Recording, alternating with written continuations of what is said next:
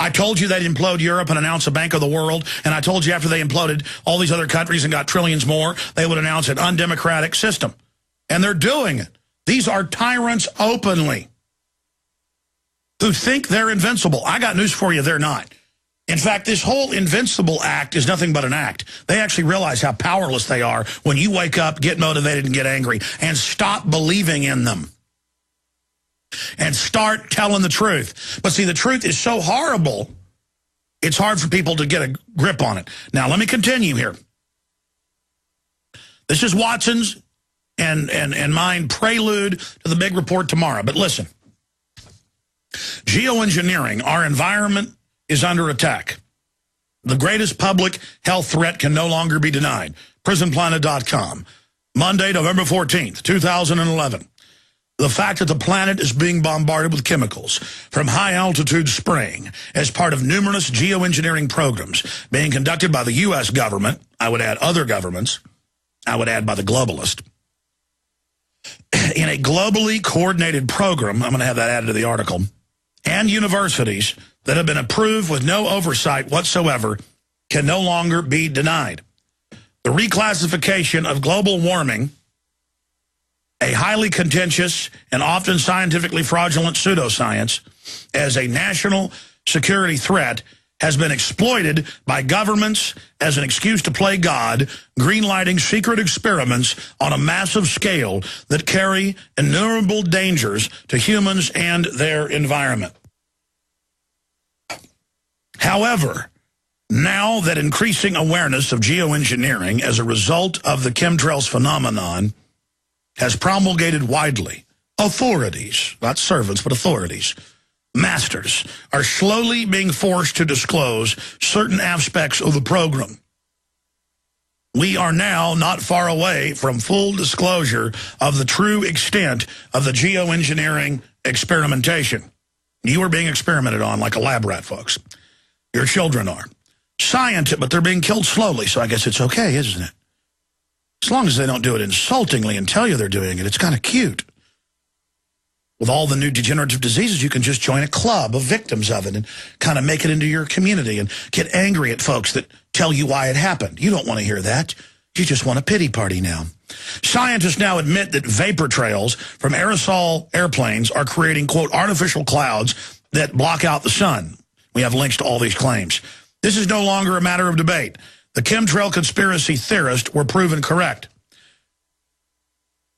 Reading professor of the University of Reading, Keith Shine, told the Daily Mail last year that the clouds formed by aircraft fumes could linger for hours, depriving those areas under busy flight paths such as London and the home counties of summer sunshine.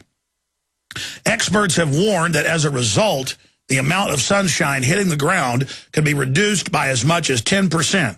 Actually, we have links to articles saying it's 22 worldwide, 22%.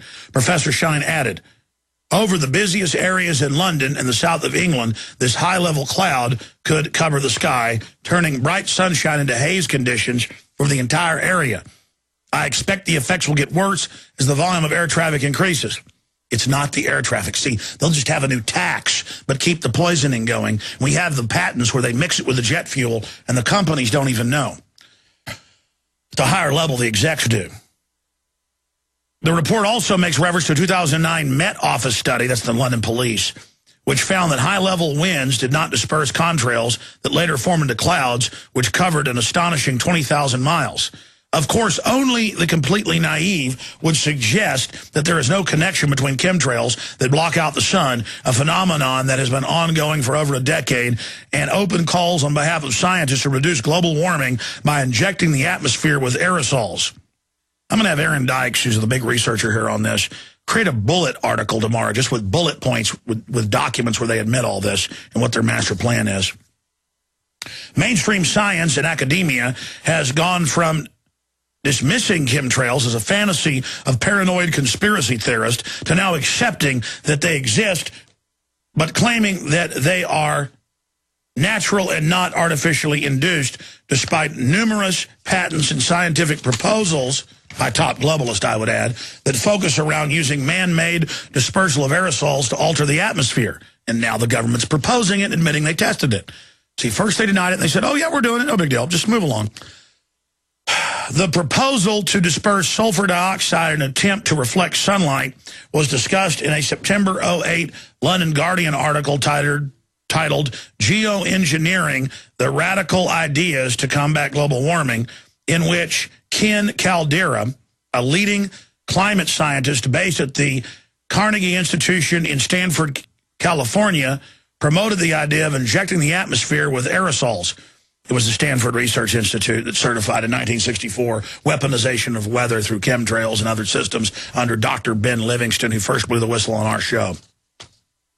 One approach is to insert scatterers into the atmosphere, states the article. Caldera cites an idea to deploy jumbo jets in the upper atmosphere and deposit clouds of tiny particles there, such as sulfur dioxide, dispersing around 1 million tons of sulfur dioxide per year across 10 million square kilometers of the atmosphere would be enough to reflect away sufficient amounts of sunlight, he wrote.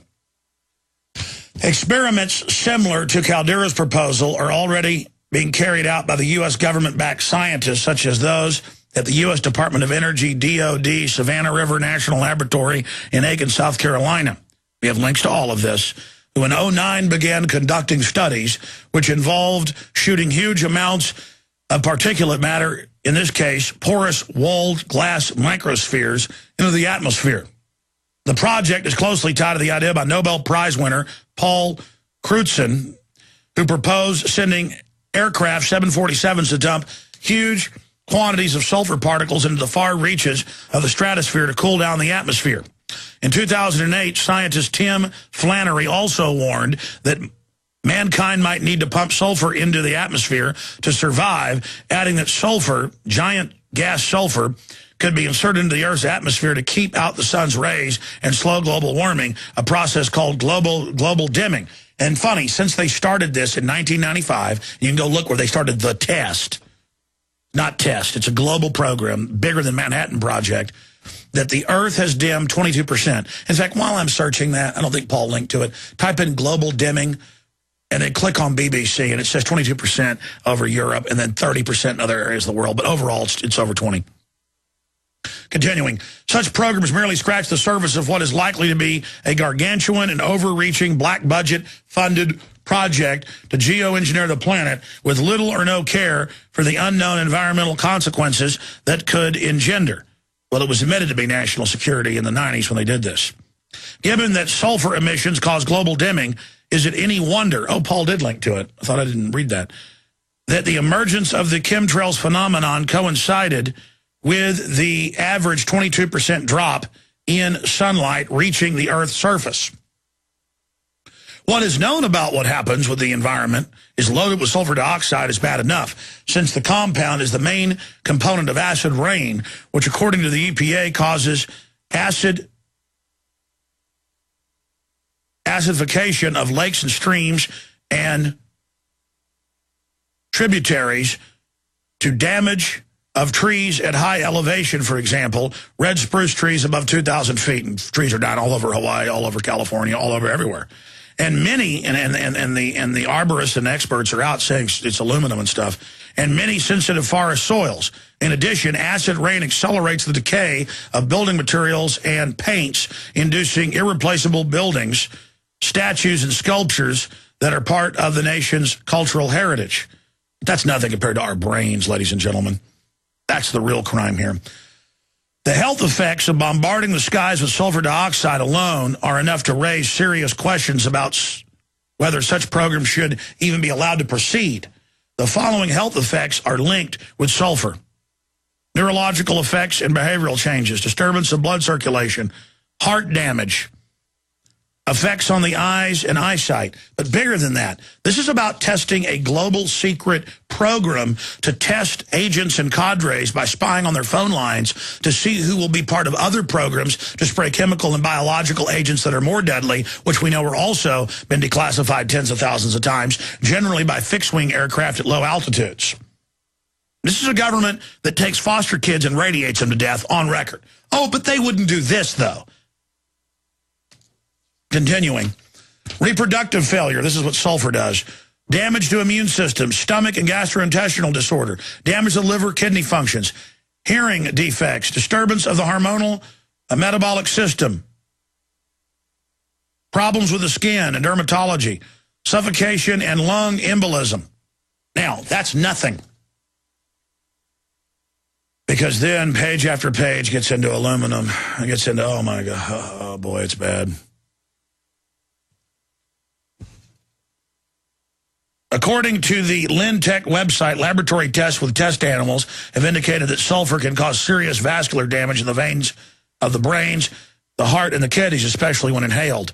These tests also have indicated that certain forms of sulfur can cause damage and birth defects in babies. Mothers can even carry sulfur poisoning over to their children through mother's milk. Finally, sulfur can damage the internal enzyme systems of animals. Even pro-geoengineering scientist Mark Watson admits that injecting sulfur into the atmosphere could lead to acid rain, ozone depletion, or weather pattern disruption. And again, they just say, oh yeah, we've been doing some tests for the Earth. Nothing to do with that. Rutgers University meteorologist Alan Roebuck also created computer simulations indicating that sulfur clouds could potentially weaken the Asian and African summer monsoons, reducing rain that irrigates the food crops of billions of people. State Department Memorandum 200. That's what this is all about, population reduction. Imagine if we triggered a drought and famine while trying to cool the planet, Roebuck told a geoengineering conference last year. Ha, ha, ha. Yeah, we tried to cool the planet and shut off the Africans' water, or the Texans' water. The Canada-based Action Group on Erosion, Technology, and Concentration has called for such experiments to be shut down. The experiment is only phase one of a much bigger plan that could have devastating consequences. And what has Bill Gates invested $5 billion in? He has invested $5 billion in deploying all of this. He wants government contracts, including large changes in weather patterns such as deadly droughts, the group said in a written statement. Fred Singer, president of the Science Environmental Policy Project and a skeptic of man-made global warming theories, warns that the consequences of tinkering with the planet's delicate ecosystems could have far-reaching dangers. Why are you worried? Our own government and the Russians as well detonated high-powered H-bombs in the upper atmosphere, blowing holes in it in the 60s. Why stop? They're playing God. Don't get in their power trips way. If you do this on a continuous basis, you could depress the ozone layer and cause all kinds of other problems that people would rather avoid, said Singer. Well, like cutting carbon dioxide plants breathe? Don't tell the globalists that. Even Greenpeace chief UK scientist, a staunch advocate of man-made global warming explanation, Doug Parr, has slammed attempts to geoengineer the planets as outlandish and dangerous. Stephen Schneidler of Stanford University, who proposed a bizarre plan to send spaceships into the upper atmosphere that would be used to block out the sun, admits that geoengineering could cause conflicts between nations if geoengineering projects go wrong. Oh, yes. As we have reportedly highlighted, numerous universities and government agencies have been conducting studies in the field of geoengineering for years. Well, of course, the Pentagon could control hurricanes, Stanford Research Institute certified by 1964. But, oh, it doesn't matter. Here's Wikipedia. They say it's a conspiracy theory.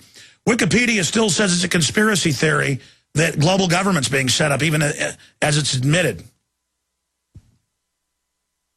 The big report tomorrow. But listen, geoengineering, our environment is under attack. The greatest public health threat can no longer be denied. Prisonplanet.com. Monday, November 14th, 2011. The fact that the planet is being bombarded with chemicals from high-altitude spraying and how powerless they are when you wake up, get motivated, and get angry, and stop believing in them. And start telling the truth. But see, the truth is so horrible, it's hard for people to get a grip on it. Now, let me continue here. This is Watson's and mine prelude. I told you they'd implode Europe and announce a Bank of the World, and I told you after they imploded all these other countries and got trillions more, they would announce an undemocratic system. And they're doing it. These are tyrants openly who think they're invincible. I got news for you, they're not. In fact, this whole Invincible Act is nothing but an act. They actually realize as part of numerous geoengineering programs being conducted by the U.S. government, I would add other governments, I would add by the globalist, in a globally coordinated program, I'm going to have that added to the article, and universities that have been approved with no oversight whatsoever can no longer be denied.